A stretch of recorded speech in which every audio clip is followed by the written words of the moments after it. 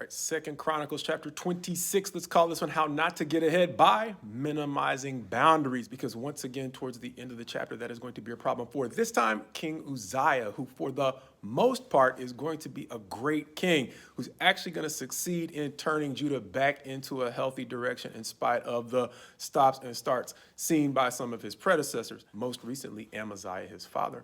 And so most of the chapter is going to be devoted to describing the way in which he's actually going back to doing the building that was reminiscent of Judah's great years, how he is going to restore the army in ways not seen since Jehoshaphat, even though it's never going to quite get back to that level, and the way in which he created, once again, great storehouses, because he had many lands. And in all of these endeavors, it's going to say that once again, God was with him. But the problem that Uzziah is going to face is going to be a familiar problem for some of our more successful kings, and that is once he becomes extremely successful entering into that place we've described as the zone where it seems like just about everything goes right, he is going to become proud, and that pride is going to drive him into minimizing the boundaries that God has set up between the roles of the kings and the priests.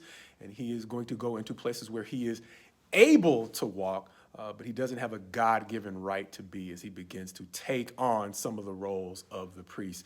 Understand that this is a retelling of the story that we saw back in the books of the Kings. It's going to have a similar outcome. Look, the charge against him is essentially going to be, look, he got too proud once he became super successful.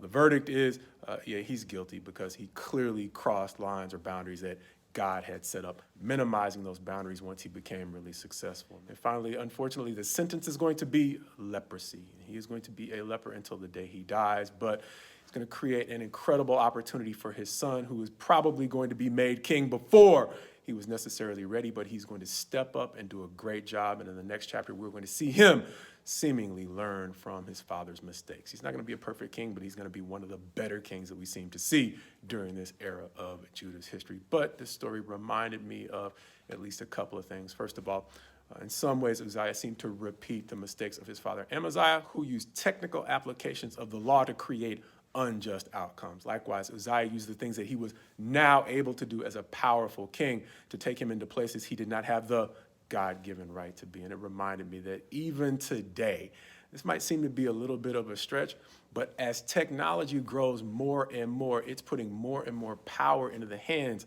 of average citizens. And much like Uzziah, who was a great king, but was held responsible of going places he had the ability to go, but didn't have the God-given right to be, more and more I seem to see Christians going into places where technology gives them the ability to go, but they have no God-given right to be. And much like Uzziah, honestly, one of Judah's best kings was held accountable for going into places he had the ability or the power to go, but did not have the God-given right to be.